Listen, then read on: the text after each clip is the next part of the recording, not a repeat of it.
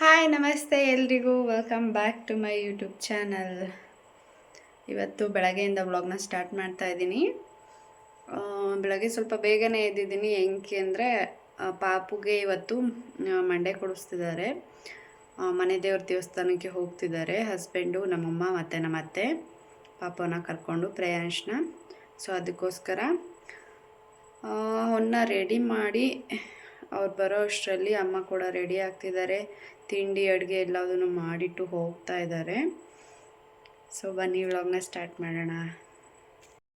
ನಮ್ಮಮ್ಮ ಮತ್ತು ನಮ್ಮ ಅತ್ತೆ ಹಾಗೆ ನನ್ನ ಹಸ್ಬೆಂಡು 3 ಜನ ಕೂಡ ದೇವಸ್ಥಾನಕ್ಕೆ ಹೊರಟ್ರು. ಅವರಿಗೇನೆ ಬಾಯ್ ಬಾಯ್ ಅಂತ ಹೇಳ್ತಾ ಇದ್ದ. ಎಡಗೈನಲ್ಲಿ ಬಾಯ್ ಮಾಡಬಾರ್ದು, ಬಲಗೈನಲ್ಲಿ ಮಾಡು ಚಿನ್ನಿ ಅಂತ ಹೇಳ್ಕೊಡ್ತಿದ್ರು. ಬಟ್ ಅವನಿಗೆ ಕೈ ಹಿಡ್ಕೊಳ್ಳೋವರೆಗೂ ಅದು ಗೊತ್ತಾಗಲಿಲ್ಲ. ಒಂದು ಕೈ ಹಿಡ್ಕೊಂಡ್ಮೇಲೆ ಮತ್ತೆ ಬಲಗೈನಲ್ಲಿ ಮಾಡ್ದ.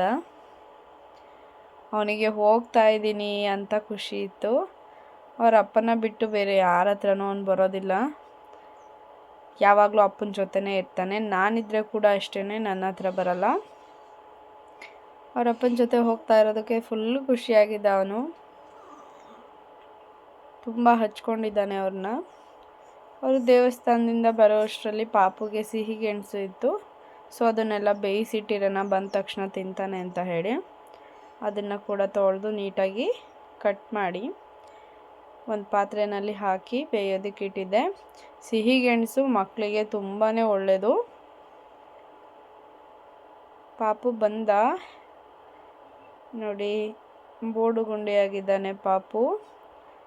ಕೂದಲೆಲ್ಲಿ ಅಂತ ಕೇಳಿದ್ರೆ ಅಯ್ಯೋ ಎಲ್ಲೋಯ್ತು ಅಂತ ಹೇಳಿ ತಲೆಗೆ ಹೊಡ್ಕೊತಿದ್ದ.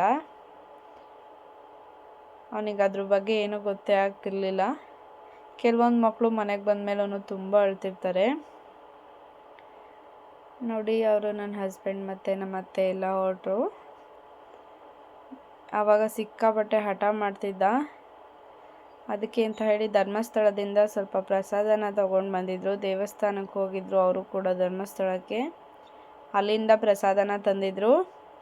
ಇದು ನೋಡಿ ಆಟ ಸಾಮಾನೆಲ್ಲ ತಂದಿದ್ರು, ಟಾಯ್ಸ್ಗಳು ತುಂಬ.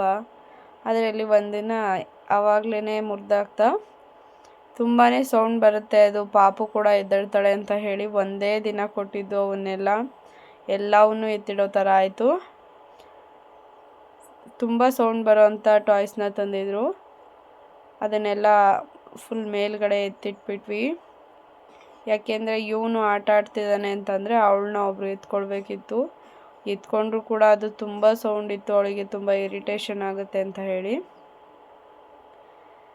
ಇದು ಧರ್ಮಸ್ಥಳದಿಂದ ತಂದಿದ್ದಂಥ ಪ್ರಸಾದ ಮನೇಲಿರೋರಿಗೆಲ್ಲರಿಗೂ ಕೂಡ ಕೊಟ್ಟು, ಪಾಪು ಅಂತೂ ಒಣದ್ರಾಕ್ಷಿ, ಈ ಸಕ್ಕರೆ ಇದನ್ನೆಲ್ಲ ತುಂಬಾ ತಿಂತಾನೆ. ಅವನಿಗೆ ಡ್ರೈ ಫ್ರೂಟ್ಸ್ಗಳು ತುಂಬ ಇಷ್ಟ. ಯಾವುದನ್ನು ಕೊಟ್ಟರು ಕೂಡ ಬೇಡ ಅನ್ನಲ್ಲ, ಎಲ್ಲದನ್ನು ಕೂಡ ತಿಂತಾನೆ. ಅವನೇನೆ ತಿನ್ನಬೇಕು, ನಾವು ತಿನ್ಸೋಕೆ ಹೋದರೆ ತಿನ್ನೋದಿಲ್ಲ. ಇದು ನೋಡಿ ಬಂದು ಬಾಳೆಕಾಯಿಂದ ಬಜ್ಜಿ ಮಾಡೋದು ರೆಸಿಪಿನ ತೋರಿಸ್ತೀನಿ. ತುಂಬಾ ಚೆನ್ನಾಗಿರುತ್ತೆ ಇದಂತೂ. ಇದು ಚಿಪ್ಸ್ನ ಮಾಡ್ತಾರಲ್ಲ, ಆ ಒಂದು ಬಾಳೆಕಾಯಿ, ಬೂದ್ ಬಾಳೆಕಾಯಿ ಅಂತ ಕರೀತಾರೆ ಅನಿಸುತ್ತೆ. ಇದನ್ನು ಈ ರೀತಿಯಾಗಿ ಕಟ್ ಮಾಡಿಕೊಂಡು ಮೇಲ್ಗಡೆ ಸಿಪ್ಪೆನೆಲ್ಲ ಎರ್ಕೊಳ್ಬೇಕು ನೀಟಾಗಿ. ತುಂಬ ಕಂಪ್ಲೀಟಾಗಿ ತೆಗಿಬೇಕಂತ ಏನಿಲ್ಲ. ಈ ರೀತಿಯಾಗಿ ಆ ಸಿಪ್ಪೆ ನಾರನ್ನೆಲ್ಲ ತಕ್ಕೊಂಡು ತೆಳುವಾಗಿ ಸ್ಲೈಸನ್ನು ಮಾಡ್ಕೊಳ್ಬೇಕು. ಇದಂತೂ ಸಖತ್ತು ಚೆನ್ನಾಗಿರುತ್ತೆ. ಈವ್ನಿಂಗ್ ಟೈಮು ಸ್ನ್ಯಾಕ್ಸ್ ಆಗಿ ಯಾರಾದರೂ ಬಂದರೆ ಕೂಡ ಮನೆಗೆ ತುಂಬಾ ಟೇಸ್ಟಿಯಾಗಿರುತ್ತೆ. ಬೇಗ ಕ್ವಿಕ್ಕಾಗಿ ಕೂಡ ಆಗುತ್ತೆ, ಮಾಡಿಕೊಡ್ಬೋದು. ಇದರಿಂದ ಸಾಂಬಾರುಗಳನ್ನ ಕೂಡ ಮಾಡ್ತಾರೆ, ಅದು ಕೂಡ ಅಷ್ಟೇ ಚೆನ್ನಾಗಿರುತ್ತೆ. ಹಲಸಿನಕಾಯಿ ಸಾಂಬಾರಿಗೆ ಹಾಕಿದ್ರಂತೂ ಟೇಸ್ಟ್ ಚೆನ್ನಾಗಿರುತ್ತೆ.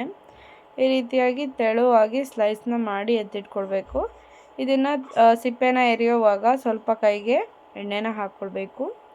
ಈಗ ಹಿಟ್ಟನ್ನು ಮಿಕ್ಸ್ ಮಾಡೋದಕ್ಕೆ ಕಡಲೆ ಹಿಟ್ಟು, ಉಪ್ಪು, ಸ್ವಲ್ಪ ಅರಿಶಿನ, ಅಚ್ಕಾರದ ಪುಡಿ, ಹಾಗೆ ಸ್ವಲ್ಪ ಸೋಡಾ ಕೂಡ ಹಾಕ್ಕೊಳ್ಬೇಕು.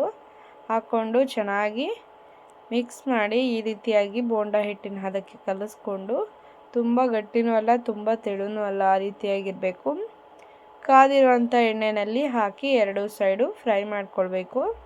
ಇದ್ರ ಜೊತೆಗೆ ಚಟ್ನಿ ತುಂಬ ಚೆನ್ನಾಗಿರುತ್ತೆ ಕಾಂಬಿನೇಷನ್ನಾಗಿ. ನೋಡಿ ಎಷ್ಟು ಚೆನ್ನಾಗಿ ಬರ್ತಿದೆ ಅಂತ ಹೇಳಿ. ತುಂಬ ಕ್ರಿಸ್ಪಿಯಾಗಿ ಬಂದಿತ್ತು, ತುಂಬಾ ಚೆನ್ನಾಗಿತ್ತು. ನೀವು ಕೂಡ ಒಂದು ಸಲ ಟ್ರೈ ಮಾಡಿ ಟೇಸ್ಟ್ ಹೇಗಿತ್ತು ಅಂತ ಹೇಳಿ ಕಮೆಂಟ್ ಮಾಡಿ ತಿಳಿಸಿ. ಹಾಗೆ ಯಾರೆಲ್ಲ ಇನ್ನೂ ನನ್ನ ಚಾನಲ್ನ ಸಬ್ಸ್ಕ್ರೈಬ್ ಮಾಡ್ಕೊಂಡಿಲ್ಲ ದಯವಿಟ್ಟು ಸಬ್ಸ್ಕ್ರೈಬ್ ಮಾಡಿಕೊಂಡು ನೋಡಿ.